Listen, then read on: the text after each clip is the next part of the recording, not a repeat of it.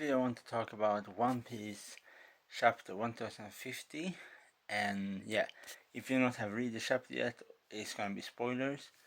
So let's start. So we start with the aftermath of Kaido's defeat, and we see Yamato and all of the people in Ogoneshima are very I don't know, are very happy that Kaido is defeated. And then some of Kaido's minions try to attack them, and obviously Yamato tells them that she will defeat them. Yeah, like that. So when I mean all of this, what I think is really nice about this defeat of Kaido is that they say that the new supreme, also in the chapter they talk about the new shogun, because Yamato Orochi is defeated, and it looks like, we don't know yet who this be. This looks like Hiyamori will be the next shogun, because in history we know that in China there was two times in Chinese history a female empress. One between the Song and Tang was a dynasty, very short-lived, but in between the Tang dynasty. And so the chapter was okay. I think I more wish for more backstory for Kaido, but maybe in chapter 1051 we're gonna get some backstory about all of these kind of things. So yeah, I think it's okay. It's some interesting part, especially the part when everybody gets very scared because they think Kaido is have come back to life again. They see a big dragon, and obviously the dragons say that he is not Kaido, so Kaido is defeated. Sorry, he is defeated. So now I think Wano is soon over, and the Stray Pirates will continue on their journey. It's lots of lanterns they send up in the sky, and the people there have obviously different wishes. One wish is they think about for their families and the happiness that Monkey D. Luffy and the Stray Pirate defeat Kaido and his crew. And I think now we see how some powerful abilities some of the emperors have. I think it's going to be very, very interesting to see what will happen when, for example, when Monkey Luffy will fight against Blackbeard and all of the other emperors in One Piece. Yeah, sorry. Yeah, I think just all of this kind of thing in this chapter, I think is very I really like the scene when we see the scabbards walking through the dust and then reveal themselves. I think that is very, very, very cool in that sense. But the other point with the whole thing is that sorry, I think that the only thing left before they leave Wano is to give us more of Kaido's backstory. And then I think they can leave Wano, because that is the only thing that's left, is about knowing more about Kaido's backstories and knowing more about him. because the only thing we know so far about Kaido is that he was an angry brute, and he was member of the Rocks Pirates. And then we also belong was he was some kingdom from the Volga kingdom from when we learn in chapter 1049 about this. And he was like a bargaining ship for that kingdom to be on with the world government. So obviously this kind of build a relation with why some of the emperors, specifically Kaido and Big Mom, because Big Mom was also a slave to the world government. So lots of suffering and lots of damage was because of the world government. For example, law, uh, um, almost everybody, law. Um, what have we more? Law, Nico Robin, Nami, and obviously beside Nami, we have one member of the Falga Law's crew was a slave to one of the Celestial Dragons, as almost one of the highest ranking in the world government. So that I think the interesting thing here is that the biggest enemy in the One Piece world is not the, the pirates or the emperors or the bandits, is the world government. The world government is the reason for why everything is like why it is everything is how it is in the One Piece world, and why is in specific that way is because of that world government have this corrupt system that the corrupt system they put on people and make them so that they think that they are lesser than other people. And obviously, for example, the why I name Nami, for example, is Nami live with her uh, mother, that not her real mother, and her maybe her sister on the island. And one day Arlon come to the island and hurt lots of people, but the world government was have like very easy for the world government to just send some very strong like marine there to take all of them out to save them, but they never sent anybody that was strong enough to take down all of them. And this just shows that the world government do not care about common people. The only people that the world government really protect really is the celestial dragons, and celestial dragons is the least people need to be the least people that need least protection of all. So I think the only way One Piece can end is that the world government will be destroyed.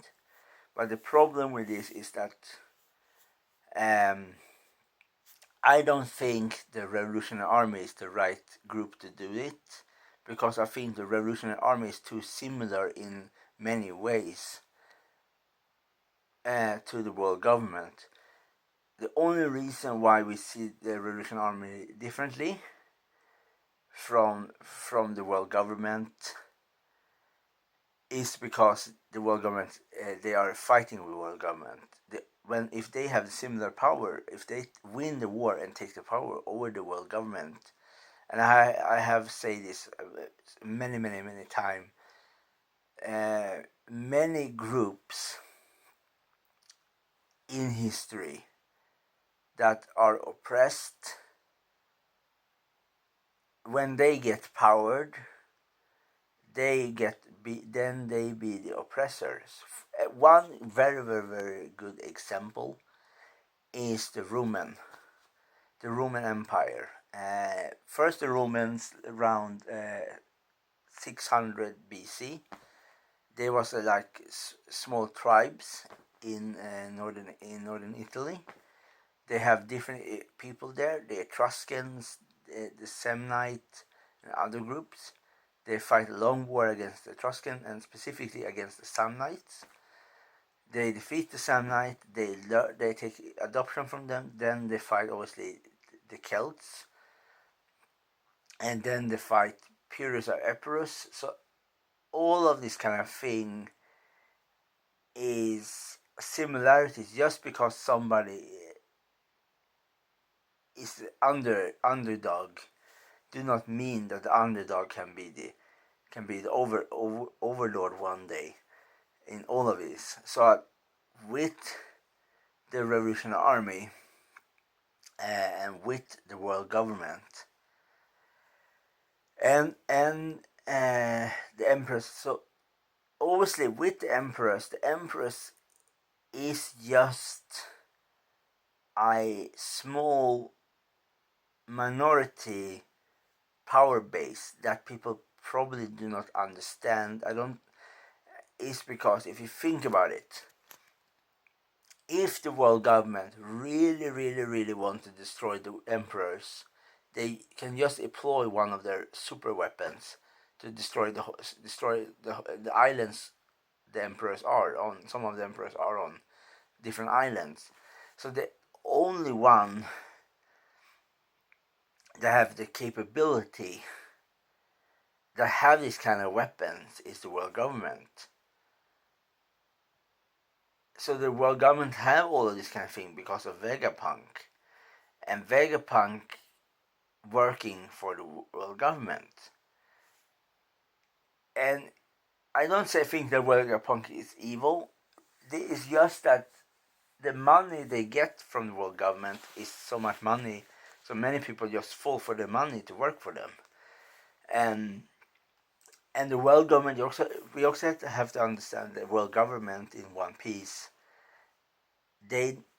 Normal people do not know about human slavery and all of these kind of horrible things because the world government keeps all of these kind of things a super secret.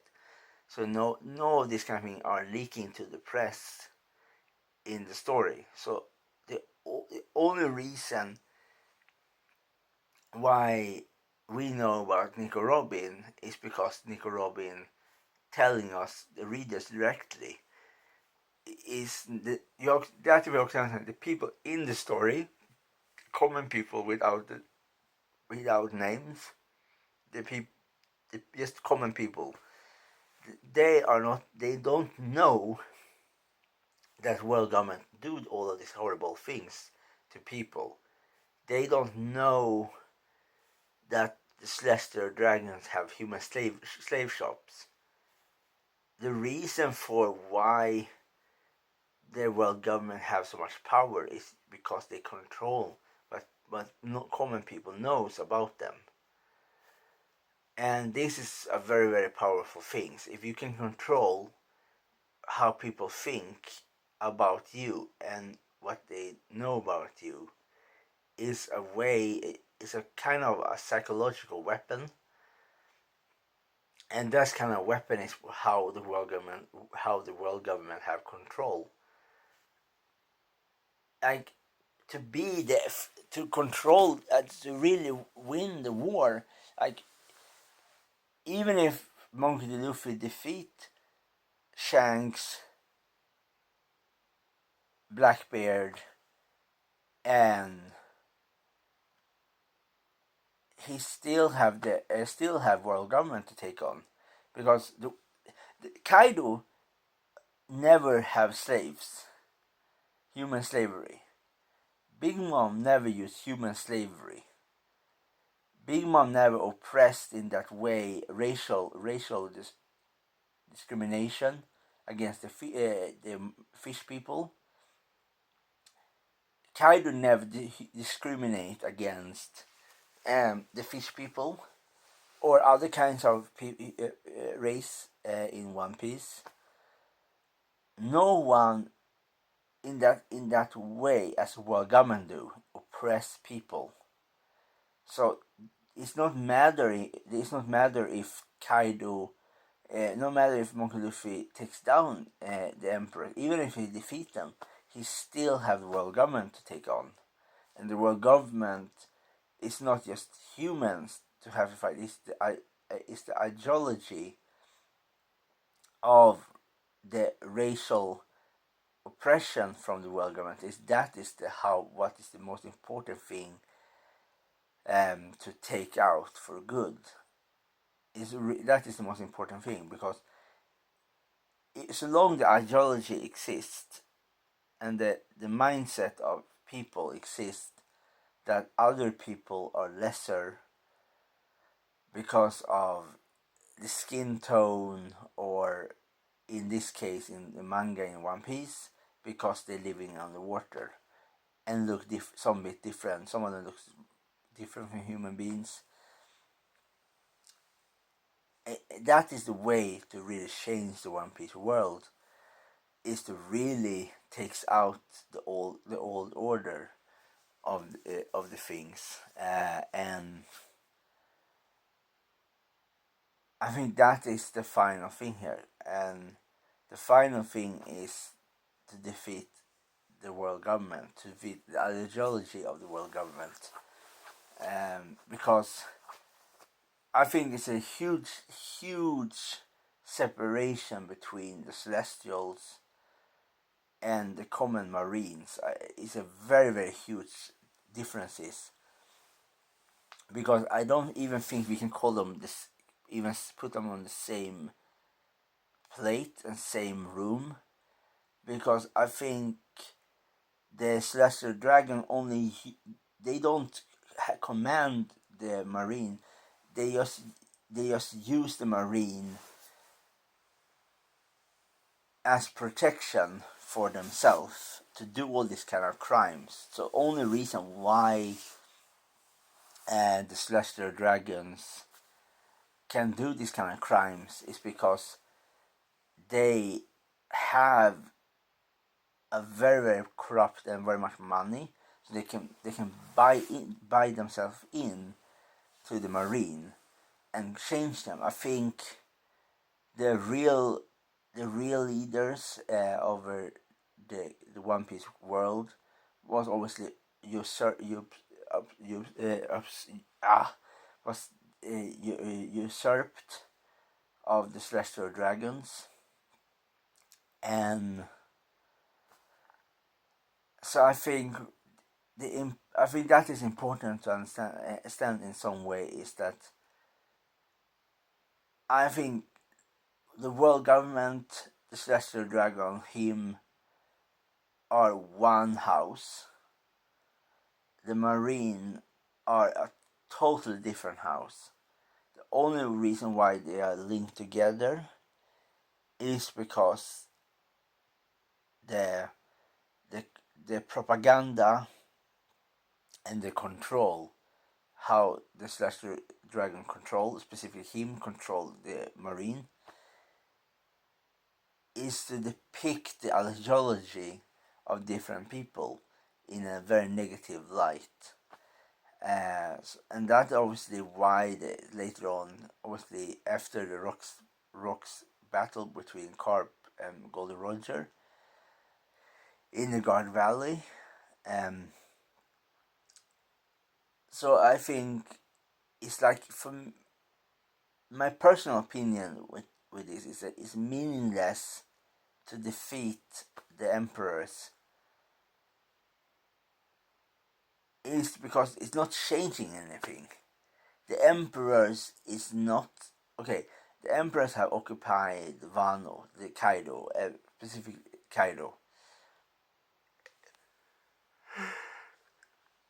but obviously Blackbeard have members, like horrific members, like Catherine Devon, that is an infamous female serial killer, obviously. But if you think about it, how many people have been killed from the world government in comparison. Like if you compare every member Kaido have killed in all of his lifetime, and then you compare it to the world government killing streak, it's not. You can even not even compare the differences. So it's almost like you going like on a trip, and you take picture on animals, and then you go on to the next place, take picture of next animal. It's not doing anything to change anything. You just have picture, and that is the same thing with the One Piece. You don't change the world in One Piece when you defeat the emperors. Okay, you free people in Wano, but only reason why Kaido will have so long is because the world government allow it. The world government do not. The world government have so much power, so they have control. They know, and obviously the battle between Whitebeard to save Ace is not damage the Celestials.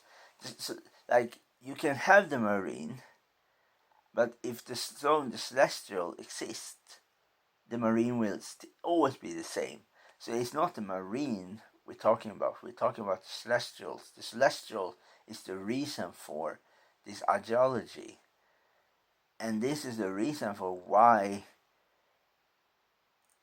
they see themselves as superior to other people. It's just because they only mix with each other, and they only live with each other that has similar ideology. So they never meet other people, and they don't see other people suffering, because they have no slasher dragon have really suffered in that way as common people do. Obviously, we have one exception, and that is Donkey's Flamingo, father and mother. And then they were shunned because they left the realm of celestial. So the whole point with this chapter is why I go so away from the chapter is that I think that this chapter is good, but they have some major flaws in some way. I think it's gonna be very interesting to see what will happen after they have defeated emperors, and then they're gonna start to fight against the world government, and obviously how this will be, how different the world will look like when the world government the Celestial is no longer there to torment people. And I think that the old connection what Kaido did do all these horrible things to people is connected to the world government, because the world government treats him as trash. So all of this kind of thing, all the kind of spider webs is from the world government. Yeah, and yeah, so yeah, soon Wano is over. Wano is over. I think then I think, I don't know, just pure prediction. I think my prediction here is that the next chapter will be the backstory of Kaido, and then they're gonna leave Wano, and what comes after that I have no idea. But it's gonna be interesting. So obviously it's not gonna be any break next week. So next Friday a new review. And yeah, and this is everything I really want to say about the new One Piece chapter. All this kind of thing. Yeah.